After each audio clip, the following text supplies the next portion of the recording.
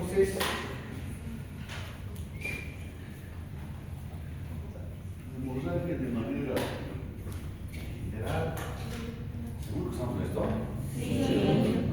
¿No? Estamos pensando nada más. De manera general es la salida de sangre fuera del espacio vascular. Y esto obviamente tiene sus consecuencias, ¿no? Entonces no basta decir una determinada situación de un paciente con hemorragia. Hay que ver qué es lo que ha producido la hemorragia. En lugar de la hemorragia, la cantidad o el volumen de sangre que se pierde durante esta hemorragia, las consecuencias, ¿no? Vamos viendo que de acuerdo al lugar a la ubicación donde se produzca, tiene sus consecuencias, muchas de esas fatales. Según Robbins, esta es la definición de hemorragia y se define como la extravasación de sangre hacia el espacio extravascular. Puede ser pequeña, puede ser localizada, hemorragias pequeñas, puntiformes, como las petequias, ¿no? Pero hay otras hemorragias que pueden ser masivas y mortales. Por ejemplo, tiene una hemorragia intracerebral que por más pequeña que sea, pues esta va a tener sus complicaciones, aparte de tratar de controlar esa hemorragia. Estamos hablando de la masa encefálica. Ustedes saben que pues, tener muchísimo cuidado porque podemos lesionar, podemos dañar esas neuronas espinólicas y puede terminar con secuelas que son definitivas, ¿no?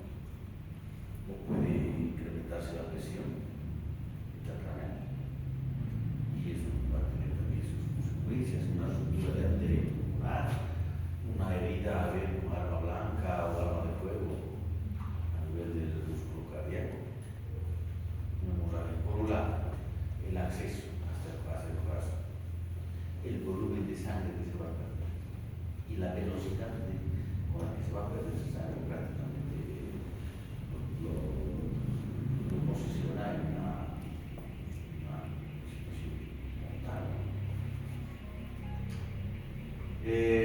No toda la hemorragia tiene la misma gravedad de lo que decíamos, una pequeña equimosis en pie puede ser leve. Pero esa hemorragia pequeña a nivel del cerebro puede ser mortal por aumento de la presión dentro del cráneo, aumento de la presión. Entonces, ¿dónde radica la importancia clínica de la hemorragia? La cantidad de sangre perdida, la velocidad con la que se pierde esa sangre. Una ruptura de una arteria de la pared de la arteria carótida, pues coronal, o la aorta, ¿no? Y el síntoma, ¿no? Difícil controlar una hemorragia a nivel de lo que se produce o ruptura de la pared del músculo cardíaco. También quedamos. Entonces, ¿cuál es la clasificación de la hemorragia? Según su localización, tenemos una hemorragia interna o externa. Obviamente la externa es la que sale hacia el medio exterior, ¿no? La pérdida de sangre hacia el medio exterior y por lo demás se constituye como una hemorragia interna. Esa salida de sangre hacia órganos, cavidades, tejidos y todo esto. Según el tamaño, es la clasificación morfológica de la hemorragia. Vamos a hablar de qué consiste en las petequias, qué consiste en la púrpura, equimosis y los síntomas, la causa, traumáticas, vasculares, inflamatorias, causas por lesiones tumorales, alteraciones en los factores de evolución. Según la gravedad, pues desde leve a una masiva y la evolución de esta hemorragia una pérdida de sangre rápida a una crónica. ¿Cuáles son los mecanismos principales de la hemorragia? Primero, la ruptura vascular. Eso es un paso. Es una de las causas más frecuentes, no la más importante, pero la más frecuente, ¿no? estructura de la pared de un vaso por diferentes traumatismos que se puede dar, heridas, rupturas de aneurismas. Por ejemplo, usted sabe que un aneurisma es la dilatación de la pared de la arteria y esto causa una debilitación a ese nivel de la pared y se puede romper. Lesiones vasculares por procesos tumorales, necrosis de inflamación de la pared vascular, entre las causas vasculares. Luego, por aumento de la permeabilidad o fragilidad vascular. Todas estas patologías que vemos aquí, que es una vasculitis, una congestión crónica, se produce un incremento de la permeabilidad. Los procesos de congestión cuando hay estasis de la sangre a ese nivel. Esto hace que se incremente la permeabilidad, aparte de y también puede ser los ojos. Luego, otras causas, trastornos de las plaquetas. Se sabe que las plaquetas son las que, desde el punto de vista normal, fisiológico, son las encargadas de cohibir la pérdida de sangre cuando hay un daño, una solución de la pared del vaso. Entonces, esa deficiencia de esas plaquetas pues, puede ocasionar hemorragias. En estos casos, donde hay la deficiencia de las plaquetas, y cuáles son las manifestaciones de esa pérdida de sangre por deficiencia de las plaquetas, las petequias, úlceras, epistaxis, hemorragias, sangrado gingival, alteraciones en los factores de la coagulación, hematomas profundos.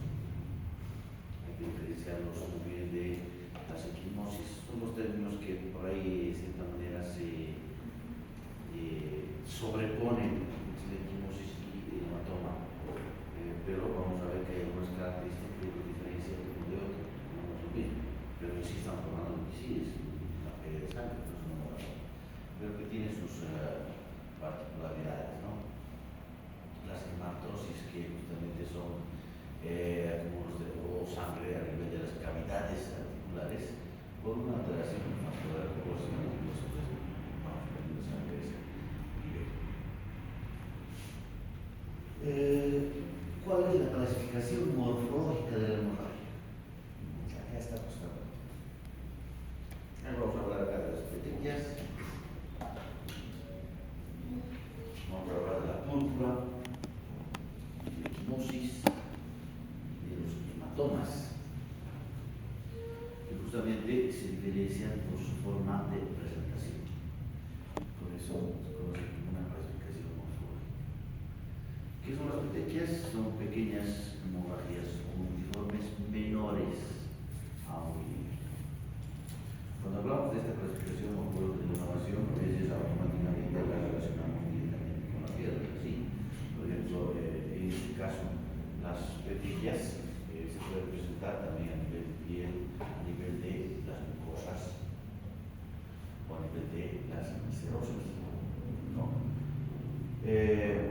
¿Qué procesos pueden ocasionar una petequia? Este trastorno, hemos dicho, en lo que es la actividad de las plaquetas, trombocitopenia, disfunción plaquetaria, fragilidad capilar, infección severas, hacen que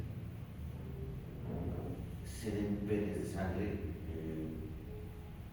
pequeñas, ¿no?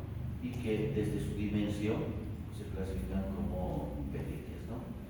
Entonces, son puntiformes, son pequeñitas, menores a 1 milímetro, y una característica que nos ayuda a determinar que son petequias en otro proceso es que estas no, ustedes presionan la zona, no desaparecen a la presión, porque es justamente sangre extravasada, que está a ese nivel, ¿no? Luego tenemos también las púrpuras, más que todo se diferencian por el tamaño. ¿Ya? En este caso las púrpuras miden entre 1 milímetro y 1 centímetro. Pueden aparecer trastornos también de las plaquetas, vasculitis, aumento de la fragilidad capilar. Y la diferencia, como digo, es netamente por el tamaño, ¿no? Las petequias son púrpuras menos 1 milímetro, mientras que las púrpuras son manchas más amplias, ahí están,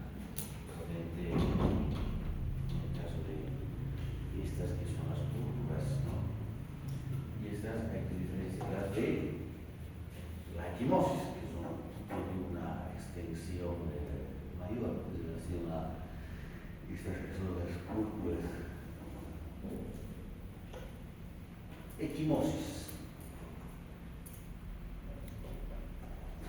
es una extravasación de sangre de mayor tamaño, en este caso mayores a 1 centímetro. Yo les dije que las púrpuras son entre 1 milímetro y 1 centímetro, entonces las equimosis son mayores a 1 centímetro. Clásicamente o clínicamente se conocen como los moretones, ¿no? Algún golpe que una persona puede haber sufrido. Y esta es la evolución de estos moretones o de las equimosis que se producen. Ustedes saben que tiene un periodo de evolución, ¿no? De acuerdo al tiempo que se va dando la resolución del cuadro. Entonces, como es extravasación de sangre, hay glóbulos afuera y esto libera lo que es la hemoglobina, y esa hemoglobina se va degradando y va dando el nivel de coloración a esa equimosis. Hay una etapa que se hace un color rojo azulado, se sangre fuera de los vasos de sangre, sin nada, ¿no? Luego va cambiando color verdoso porque la hemoglobina está transformándose a este pigmento bilirrubina. Luego color amarillento porque ha evolucionado hacia la insulina, o ha ido transformándose el pigmento a insulina. Y luego un color más claro por hemosiderina, ¿no? Entonces, por esa es la forma de evolución en estos moretones. Igual en los hematomas, ¿no? En evolución como entre 7 a 10 días aproximadamente. Realmente el hematoma, por la cantidad mayor, por la mayor cantidad de sangre que se pierde, puede evolucionar en más tiempo, ¿no? Pero esa es la característica. Entonces, vean, esa es una equimosis mucho más amplia, ¿no? En el tamaño, y ya pues está empezando a evolucionar por la parte periférica, miren, el color verdoso, el color amarillo después, ¿no? Va evolucionando. Pero es netamente por la degradación de la hemoglobina. Primero bilirrubina, insulina, hemosiderina.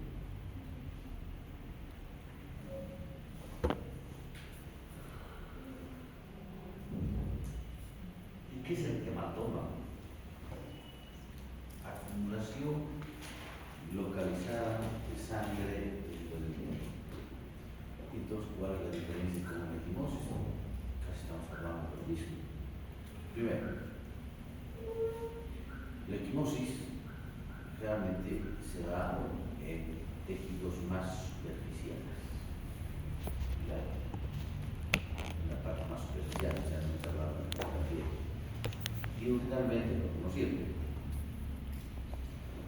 el hematoma, como dice, es una acumulación de sangre, puede ser el tejido, la parte superficial, pero también tenemos hematomas profundos, los retroperitoneales. Otra característica, que la equimosis es una lesión más plana, mientras que el hematoma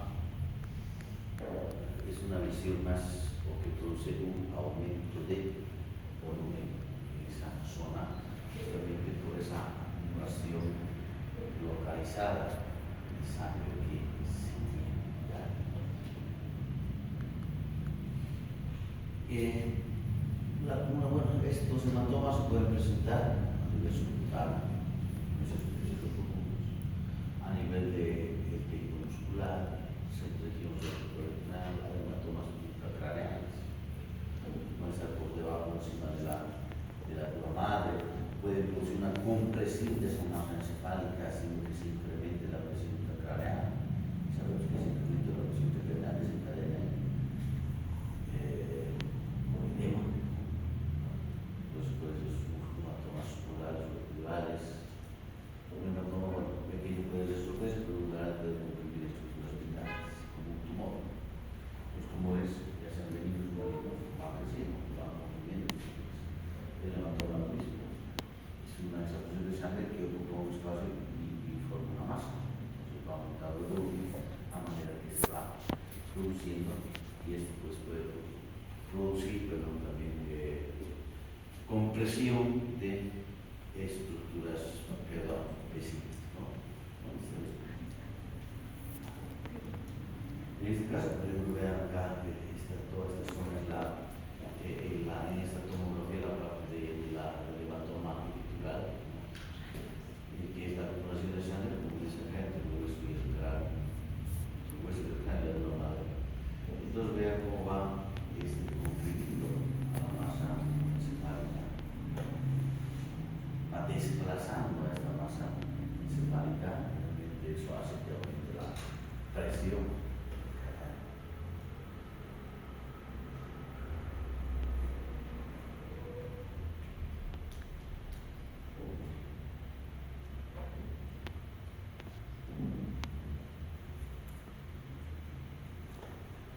Estas son las diferencias para que ustedes lo tengan claro entre una equimosis y un hematoma. ¿Qué es una equimosis? Sangre extravasada extendida en la piel subcutánea, es más superficial. El hematoma, acumulación localizada de sangre en los espacios. Aspecto mancha es más clara, es decir, acá pues aumento de volumen de punto de colección, del tamaño, equimosis mayor o mayor, 1 centímetro, este pequeño, pues tenemos una característica específica en el tamaño del hematoma. Profundidad son más superficiales, son más profundos, la palpación usualmente no forma masa, acá siempre el hematoma puede ser que es como una tumefacción, hacen la palpación de la zona y pues, sienten ahí el efecto de masa, el volumen que se produce.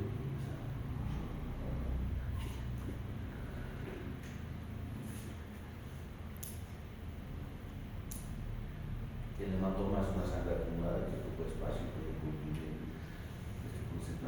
Son las diferencias en general entre la equimosis y un hematoma, porque les digo muchas veces, o son los términos que se superponen o que los confundimos. Entonces, vale la pena aclarar. Nuevamente, para que vean entonces una equimosis es una mancha plana más superficial en comparación con un hematoma. En lugar, pero como ven, vamos a tratar de relacionar más. También tenemos salida de sangre hacia las cavidades corporales y se denomina de esta manera. Aquí es el hemotórax, se menciona este hemotórax, es la salida de sangre y la cavidad pleural.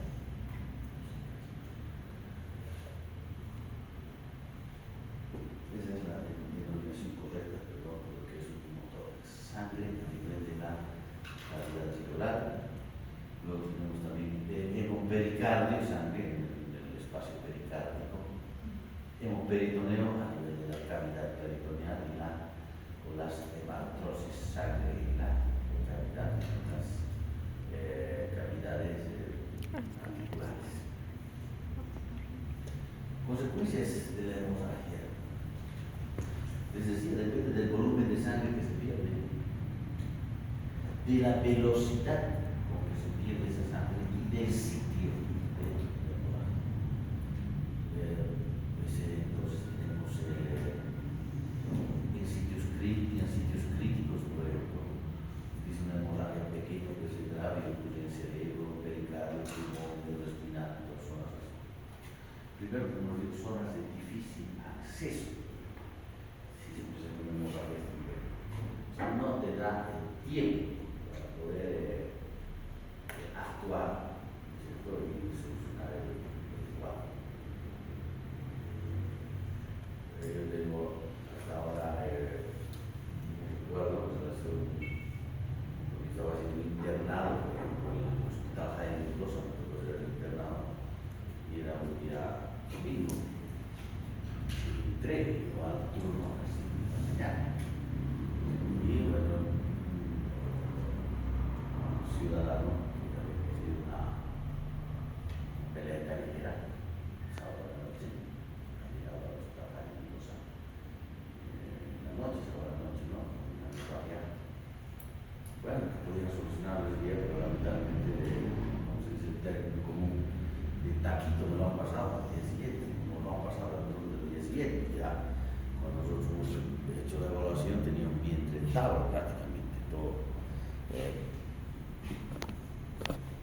lesiones a nivel por la salida de sangre, no hemos entrado a cirugía y hemos abierto, ¿no es cierto?, para entrar a cavidad abdominal, todo eso, y era bastante sangre.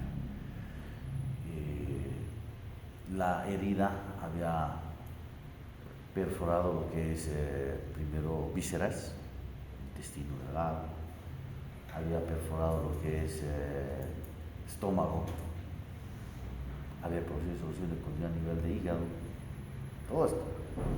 Hemos ido solucionando, solucionando y hemos vuelto a cerrar.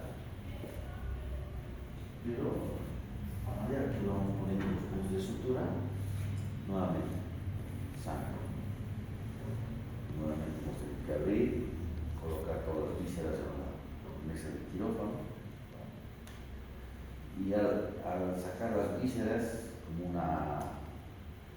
esas mangueras, ¿no?, que están con una presión fuerte, disparaba sangre. Quiere decir que en este caso la herida fue producida por una arma blanca, un cuchillo de este tamaño, que penetraba todo y había roto la pared del cabo, tremendo.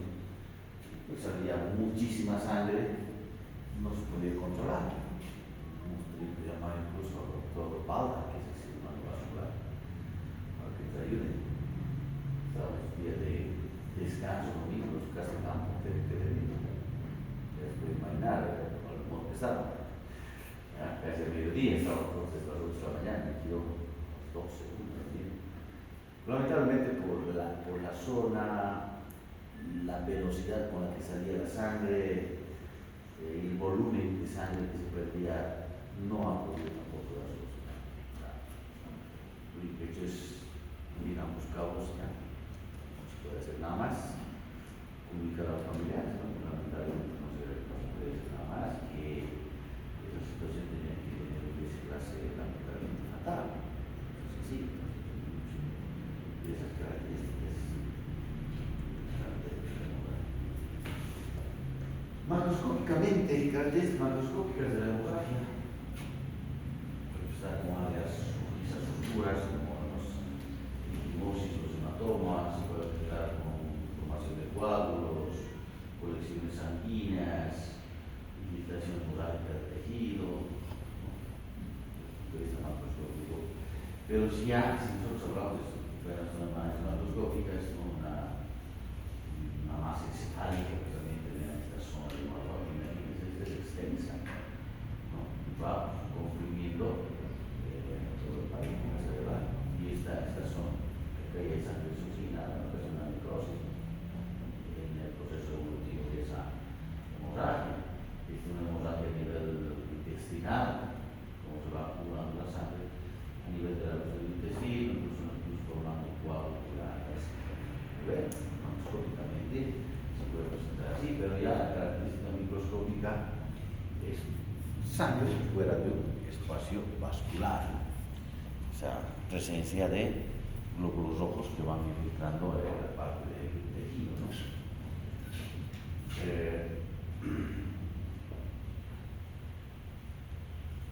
Necrosis si hay daño asociado, o si hay una disminución, ya no está llegando oxígeno a esa zona, ¿no es cierto?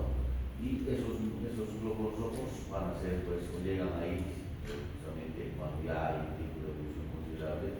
Los macrófagos, que son los basureros del organismo, que van a ir a fagocitar esos glóbulos rojos, los glóbulos rojos que liberan hemoglobina, que hemos dicho que va pues, transformándose después en hemosiderina. Cuando ya llegan macrófagos, estos también, o esa sangre está abrazada, atraerá elementos inflamatorios a la zona. Entonces, la hemorragia microscópicamente se ve así, todo este tejido normal. Y por acá, en medio de ese tejido normal, se van viendo glóbulos rojos, diferente cantidad de glóbulos rojos que están en esa zona. Vamos acá, seguramente llegarán después macrófagos, llegarán elementos inflamatorios. Esta zona de hemorragia se liquida, impacta los macrófagos. Vamos para terminar este tema de hemorragia, es importante considerar estas situaciones. No basta con decir que un paciente sangró, sino hay que ver por qué, de dónde sangró, cuál la cantidad de sangre, cuál la cantidad de tejido afectado, cuáles son las consecuencias. Hacer un análisis de esta situación de hemorragia. Bien, mañana entonces empezamos con lo que es trombosis. Importante que la formación de un trombo puede terminar en un infarto, entonces va a obstruir la luz del vaso, no va a llegar más oxígeno, se va a producir necrosis, o va a terminar en una embolia, se va a fragmentar el trombo y va a obstruir un vaso a distancia, lo mismo se podría, o obstruir ese vaso a distancia, terminará con necrosis o infarto. Entonces es importante hablar de este tema del trombo y la trombosis.